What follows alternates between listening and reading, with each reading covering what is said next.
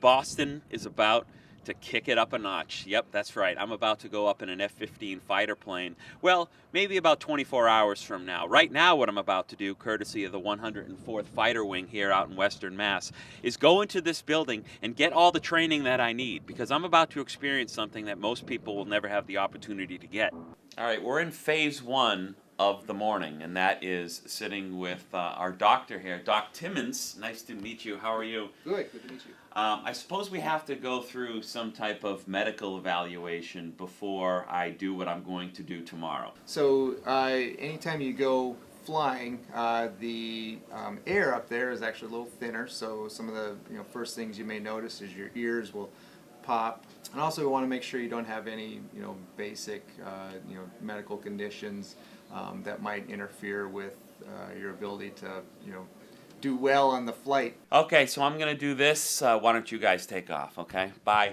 See ya.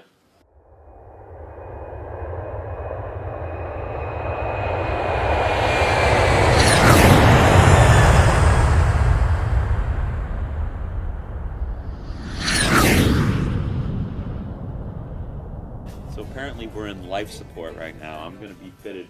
Sergeant Reed here is going to help me get into my G suit? Is that the whole idea? Yes, the G suit. So this is what they call an anti-G suit. It's got one bladder in the waist, it's got one bladder in each of the thighs, and one bladder in each of the calves. Okay. What this is going to do is it's going to, when you pull G forces, what that does is it takes the blood from your body and it rushes it to your feet. And what that's going to do is it's going to squeeze your legs and your abdomen and push the blood back up to your heart and keep you from losing consciousness. Okay, I gotcha. Cool. It's like the first time you see a pretty girl in junior high school, right? The blood Exactly. leaves your head, Yeah. and then you fall down. Okay, so if I had one of these on, I wouldn't have embarrassed myself at that 7th grade dance, I suppose. Exactly, as long as it's full of air. All right, got it.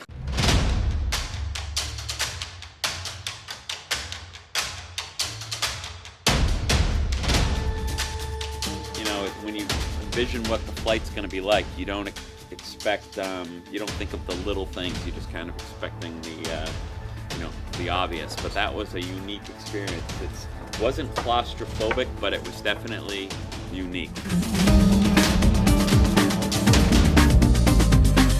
Where are we going now? What's the next phase? Follow me on back to the training room there. We're going to head in the training room, or what they call training.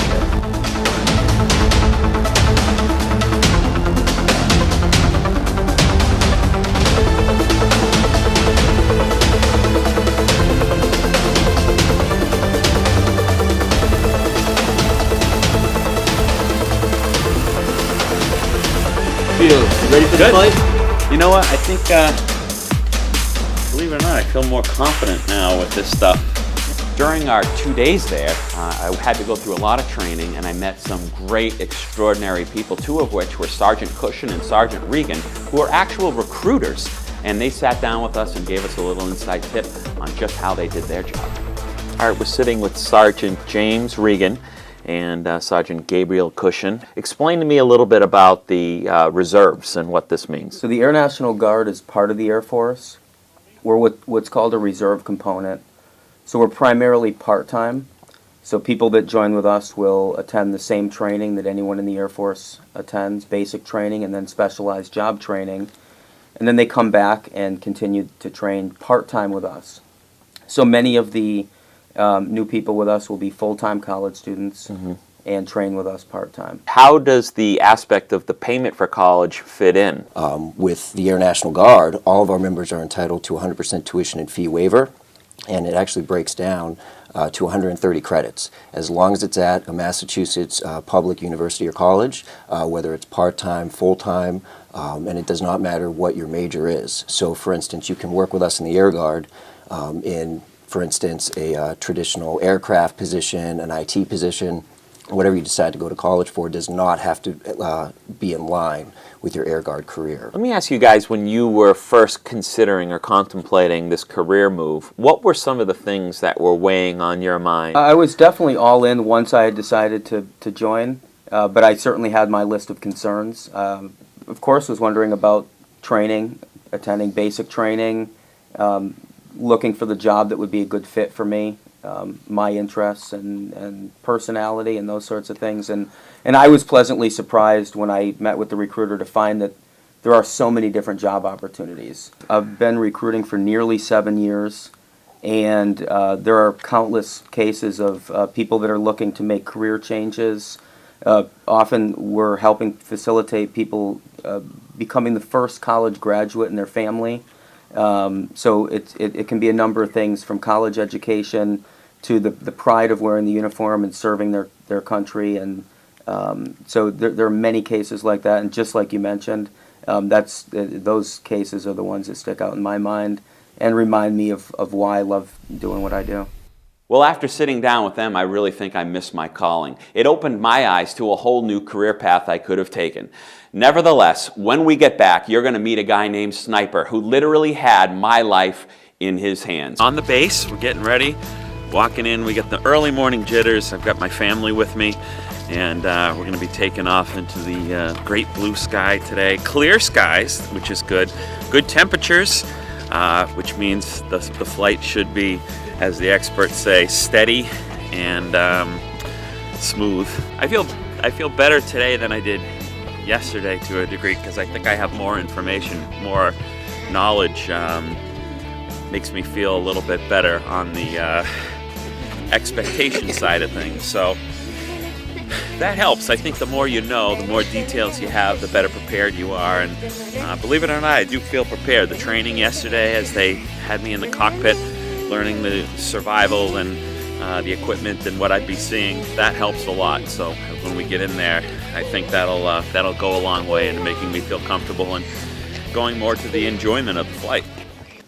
So I guess you're the pilot taking me Chuck, up how are you? today? Yeah, I'm Sniper. I'll be taking you up to Mount Washington today, basically up at the New Hampshire Maine border. We're going to go put the jet through the paces and see if we can give you a good experience out there today. So looking forward to flying you, so we'll see how it goes. Well, I was told you're the best, so that is true. That's Absolutely true? Okay.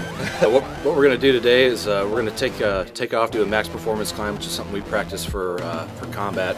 It's a way for us to get up and out of the way of the threat. You know, we keep the airfield pretty sanitized, so you'll see us hit the end of the runway and pretty much go straight up at the end there, simulating that we're trying to get out of a bad situation on the ground to get us away from any threats. And then it's going to be a quick ride up to northern New Hampshire, up near the Maine border, up near Mount Washington. And out there I'm going to show him all the different types of maneuvers that we do in a dogfight, basically. So we'll be doing all kinds of different loops and rolls.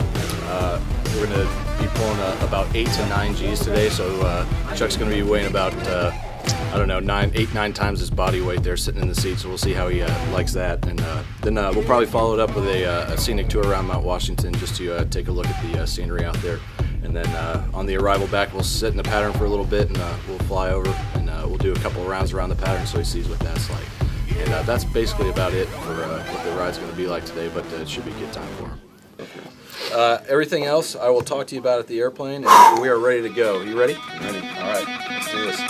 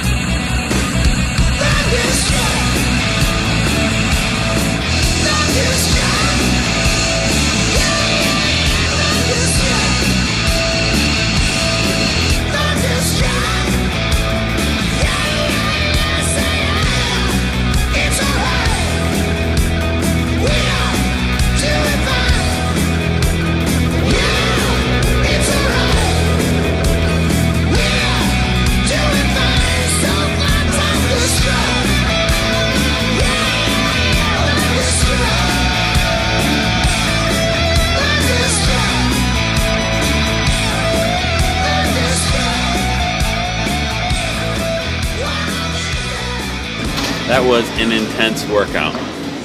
Unbelievable. Yeah, he did great. Stayed awake the whole time. We did a Couple 8G turns, and then you got an 8.7 at the end there.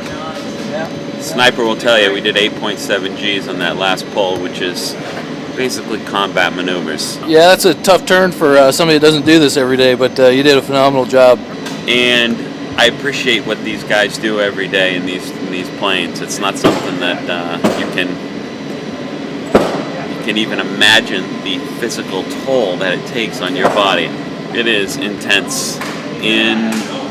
It's definitely not a typical feeling that you're flying around an airliner or anything like that. It definitely takes a toll on the body after a while, but it's also a lot of fun. Yeah.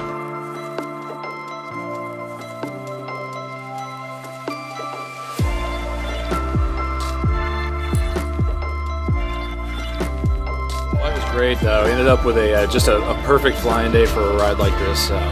Usually, if we get a day where there's kind of weather and things like that, it makes it a little less fun. The sensations aren't quite there when you talk about the ground rush and the type of maneuvering we're doing. So as soon as we took off, we obviously went straight up in the air. About 10,000 feet is where we rounded out about that. And off to the airspace, you can see Mount Washington as soon as you took off out of here, and that's about 130 miles away, 140 miles away. So it was just a gorgeous day. From the 104th Fighter Wing, big thumbs up, guys. Once again, I want to thank all of the great people at the 104th Fighter Wing for making this all possible. Thank you so much. And for those of you watching at home and joining us, thank you as well.